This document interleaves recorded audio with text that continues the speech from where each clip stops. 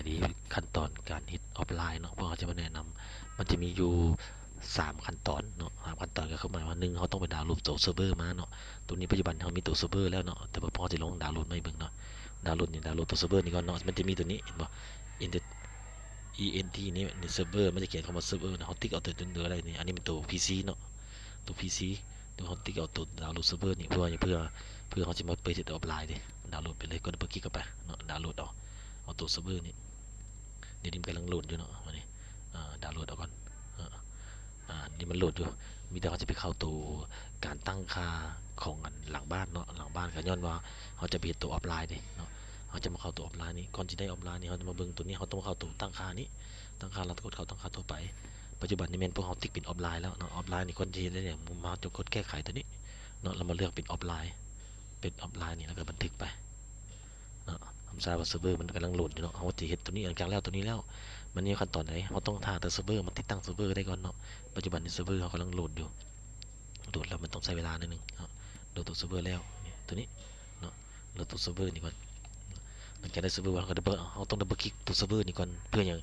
อเขาไปเข้าตัวหน้าบ้านนี้หน้าบ้านตัวนี้เนาะให้มันมีตัวเซิร์ฟเวอร์ขึ้นมานี้ตัวนี้ก่อนนี้ว่าเขาจะออฟไลน์เนาะหลังจากมันดาวน์ตัวเซิร์ฟเวอร์ได้เลยเขามาตึกเข้าตัวนี้เขาติ๊กเข้ามาออฟไลน์นี่เนาะออฟไลน์จะเป็นอย่างนี้แต่ว่าในนี้ปัจจุบันในเซิร์ฟเวอร์เขากำลังติดตั้งอยู่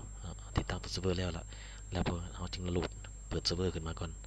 ในเซิร์ฟเวอร์มันจะซิงข้อมูลมาหาระบบขายเนี่ยเพื่อมันจะออนไลน์กันได้เนาะแล้วโทรศัพท์คือกันโทรศัพท์เขาก็ต้องได้มาจับเอาอยู่ในวงแลนตัวนี้อยู่ในตัวเซิร์ฟเวอร์ตัวนี้แหละซื้อแต่บุ้งว่ามันแต่ละเครื่องมันบุกคือกันเนาะมันจะเปิดมาตัวนี้ให้ปัจจุบันนี้เซิร์ฟเวอร์เขาท่าเซิร์ฟเวอร์อยู่มันเปิดมามันบ่เห็นหาติดตั้งเซิร์ฟเวอร์แล้วกันเนาะอันนี้ก็จะบุ้มีอย่างนี้ตัวนี้แล้วก็บันทึกไปแล้วก็แล้วบันทึกไปแล้วก็ถือไปแล้วออฟไลน์เนี่ยเอาท่าเซิร์ฟเวอร์มาปัจจุบันนี้เซิร์ฟเวอร์ใกล้จะได้ละ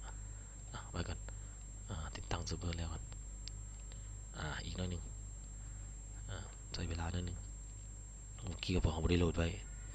สำคัญขั้นตอนการโหลดมันก็จะมีโหลดมาแล้วเนาะอันนี้ในปัจจุบันมันสำเร็จแล้วเนาะเดี๋ยวมันโหลดยังบ่สมบูรณ์อีกน้อยหนึ่งตัวนี้หลังจากมันโหลดมันแล้วมันก็จะมันหรือว่าเขากดดับเบิลคลิกเลยนี่ก็ได้หรือว่าเขาจะให้มันขึ้นมาเป็นหน้าตาเนี่ยมันโหลดมาให้มันครบเลยมันดันละแต่มันยังบ่สมนะมันยังโหลดมาบุคักปะนะวันนี้มันยังบ่ได้มันดันอยู่แต่มันยังมาบวช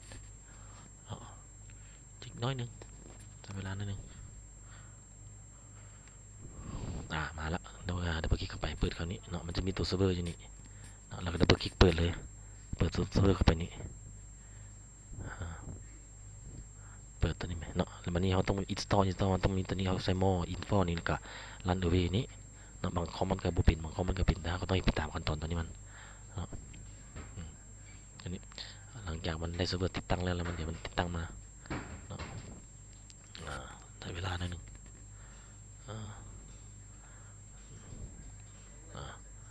แล้วพอคลิกเข้าไปปัจจุบันมันยังชิลันอยู่ใช้เวลาหน่อยนึงเพราะเขาเอาเน็ตโทรศัพท์ใส่เนี่ยเนาะมันก็เลยอยากซ่าปกติเป็นเน็ตบ้านมันจะดีกว่าปัจจุบันนี้มันต้องดับเบิลคลิกมาละต้องดับเบิลคลิกหลายเทื่อรันเอาระบบปกติแหละหลังจากได้เซิร์ฟเวอร์แล้วเขาเปิดเซิร์ฟเวอร์ทุกครั้งเขาต้องเปิดเซิร์ฟเวอร์ก่อนเนาะหาเฮ็ดเป็นออฟไลน์โทรศัพท์เอามาเขาก็มาเอาออฟไลน์นี่หลังจากเข้าห้านมาเขาก็สามารถเซิร์ชเอาเลยมันเข้าตู้แล้วหลังจากมันลั่นระบบเลยล่ะโอเคปัจจุบันนี้แมนเซิร์ฟเวอร์เขาเปิดขึ้นมาละกำลังลั่นเซิร์ฟเวอร์มันลั่นมาอยู่ติดตั้งปัจจุบันนี้แมนเซิร์ฟเวอร์เขาจะเปิดขึ้นมาละเราเน็กไปเรื่อยๆเลยเน็กไปเรื่อยปกติเลยติดตั้งปกติเนี่ย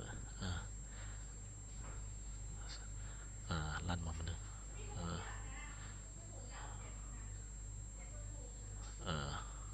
โอเคฟินิชเนาะตัวนี้เซิร์ฟเวอร์เขามาสังเกตเป็นง่ายๆหลังจากว่ามันเขาลั่นมันสมบูรณ์แบบแล้วมันเซิร์ฟเวอร์มันจะขึ้นมาอยู่วันนี้เนาะส่วนวันเซิร์ชนี่มันจะขึ้นมานี่ไปบันมันยังมาเถอะเจมันมาเนาะตัวเซิร์ฟเวอร์นี่เขาต้องมาเปิดตัวเซิร์ฟเวอร์หรือว่ามันก่อนนี้บ่เห็นอยู่นี่มันอาจอยู่หน้าจอมันจะเด้งไปอยู่หน้าจอแต่ละเทือนเนาะเขาสามารถกดได้ กดเอาตัวเซิร์ฟเวอร์นี่เนี่ยเซิร์ฟเวอร์มันอยู่เนี่ยดับเบิลคลิกเข้าไปนี่มันมาละมันมาละอีกสั้นหนึ่งนี่ปัจจุบันนี้มันเซิร์ฟเวอร์นี่มันจะบ่มีเขาต้องเอาซื้อโดเมนสำคัญเป็นเขาจื้อซื้อโดเมนเขาเด้ออันนี้เป็นตัวทดลองเอาจะเอาตัวทดลองใส่ลาวเลสลองกุ๊ก.com มันเด้งมาอีกแล้วลาวเลสลอง.cukกุ๊ก.com ตัวนี้พาสเวิร์ดแอดมินที่เราปกติเนาะตัวนี้เป็นภาษาลาวก็ได้ลาวเลสลองแล้วก็แอดใส่ตัวคนเนาะแอดมินเนาะแล้วตัวนี้มันพาสเวิร์ดปกติแล้ว1.8นี่กดเข้าไปเลยเนาะบัดนี้เขาเปิดแล้วเขาซิงออกเซิร์ฟเวอร์มันมาเลยละให้มันเด้งขึ้นมาก่อนแล้วเขาจึงมาเข้าตัวหน้าบ้านขาย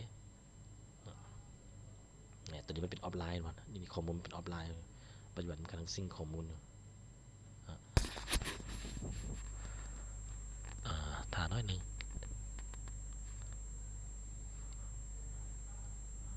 มันใช้เวลาย้อนว่ามีเน็ตมือถือนี่เห็นปะปัจจุบันแต่นี้มันดูมีหลายดูมีเขาจะเอาตัวซุปเปอร์แซบเนาะว่าหนึ่งให้มันซิงข้อมูลมันโหลดไหมซุปเปอร์แซบเมื่อกี้เขาเลือกเอาตัวนั้นแต่ว่าลูกค้ามีโดเมนเดียวเนาะอันนี้เพราะเขาเป็นตัวทดลองเนาะมีแต่ว่าปล่อยมันลั่นระบบมาปล่อยมันระบบมานี่มันลั่นระบบมาหน่อยนึง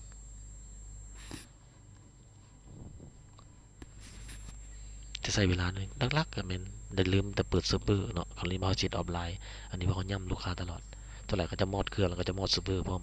เท่าไหร่ครับเปิดปุ๊บมันจะออโต้มาเลยเนาะแต่ว่าเขาก็ต้องเซ็กตัวจริงเขาเซ็กอยู่นี่เนาะบนกล้องเนี่ยป่ะเซิร์ฟเวอร์มันแดงๆแปลว่ามันเป็นออฟไลน์อยู่มันแปลว่ามันยังไม่ได้เปิดถ้าเขาเปิดขึ้นแล้วมันจะเป็นสีเขียวๆแปลว่าใช้งานได้ปกติเนาะนี่ให้เซ็กเบื้องตัวนี้สำคัญเป็นเซ็กตัวนี้ละอันแดงๆแปลว่าใช้ไม่ได้ใครคือเขามอดมันอันนี้มันกำลังลั่นเดียว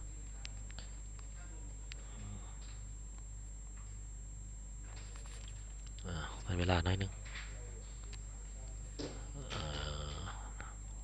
ก็สิบริเวณอย่างมีแต่ขั้นตอนนี้เราจะให้เบื้องหน้าตาของตัวการเฮ็ดสิ่งเอาข้อมูลเพื่อจับเอาอยู่ในวงแลนด้วยกันคือลูกค้าก็สามารถเบิ่งออนไลน์ได้ปกติมันระบบมันจะซิงทุกๆ5 วินาทีเนาะตัวนี้สามารถเบิ่งได้คือเก่าแต่ว่าออฟไลน์ย้อนว่าคนอยากให้ความเสถียรมันอยู่ในระบบเพื่อลูกค้าเน็ตบ่มาก็สามารถใช้ได้ตัวนี้เนาะตัวนี้มันก็จะดีนิดนึงแต่ว่าหากมีเน็ตแล้วมันก็จะซิงข้อมูลตัวนี้ซิงข้อมูลมาให้ตลอดปัจจุบันนี้มันทาเน็ตอยู่เน็ตเด็กซ่าหน่อยนึงมันลั่นคนระบบใช้เวลาหน่อยนึงก็สิบ่มีหยังดอกกันย่ำคืนซื่อเนาะอันนี้ก็มันเฮาเฮ็ดปกติละโอ้ยยังดอกตั้งค่าไปสำคัญเป็นตัวนี้ไอ้ออฟไลน์นี่ตัวนี้ออฟไลน์นี่เดี๋ยวนี้ถ้าแต่ระบบลั่นระบบยังลั่นอยู่ยังแดงอยู่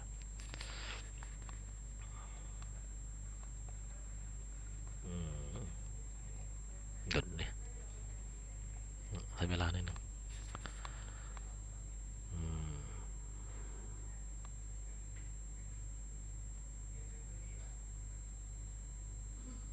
มาละมานี่เนาะตกลงไปเลยเดี๋ยวมันลั่นละ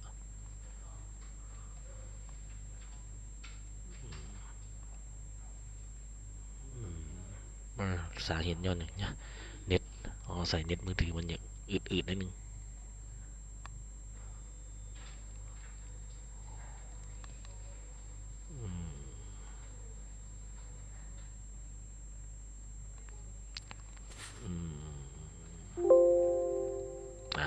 อีกวันหนึ่ง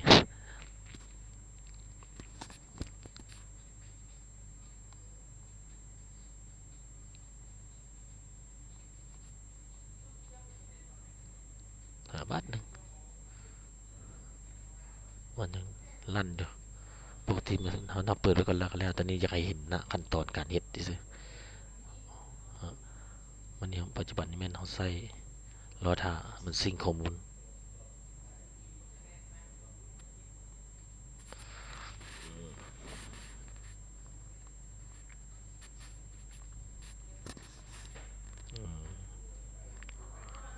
สาน้อยหนึ่ง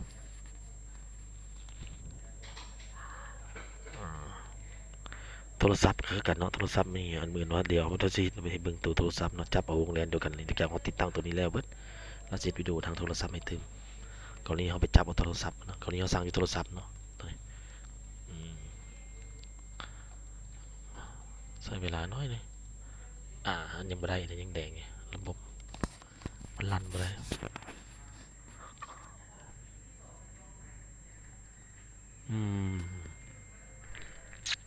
ก็สิบ่ได้มีหยังนะแต่ว่ามันมาค้างอยู่นี่แหละ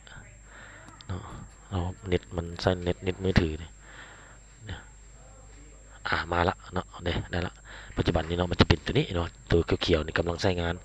อันนี้แมนให้สังเกตง่ายๆแมนดิสพิปซีคอมเฮาเนาะตัวนี้เนาะแล้วตัวนี้มัน IP มันเฮาต้องจื้อตัวนี้แหละ IP มันจับเอานี้ตัวนี้ตีตัวนี้ใส่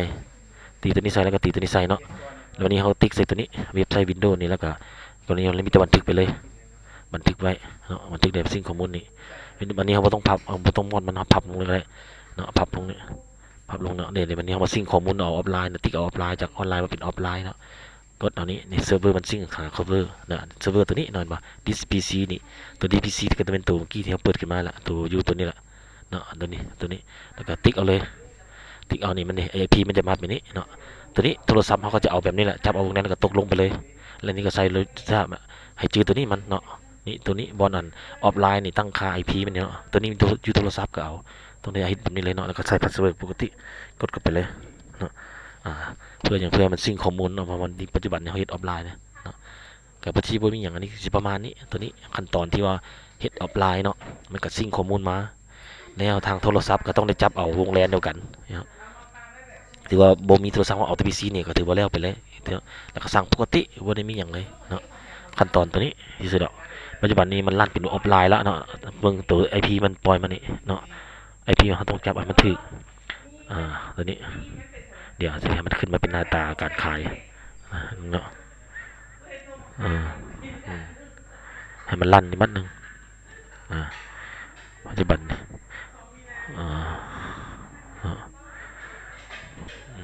มันใส่ตัวนี้แหละตัวนี้แมนไอพีมันอันนี้เป็นออฟไลน์เนาะกาสิบ่มีอย่างมีอะไรปุ๊บลั่นมันนี่ก็เลยบ่ได้มีอย่างเลยมันเอาปกติเลยเนาะการขายเขาก็อันเก่าตั้งค่าแบบคือเก่าบ่ได้มีอย่างเอาบ่ได้กวนมันเลยเนาะมีแต่เฮามาเฮ็ดออฟไลน์ซื่อ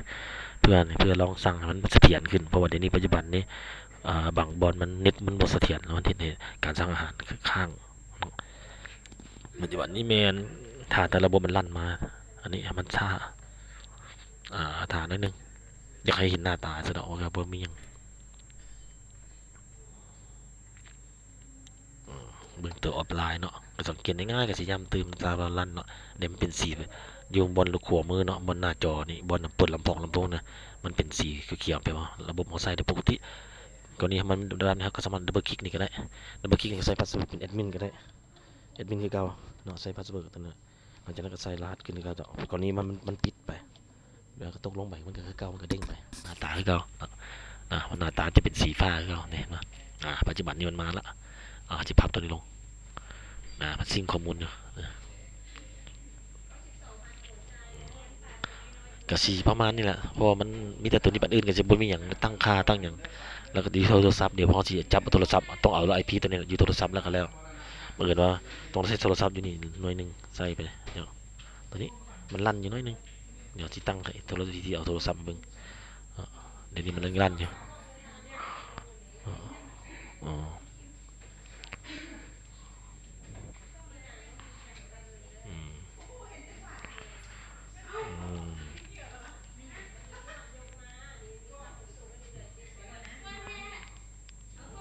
เออมันก็สิประมาณนี้แหละเนาะ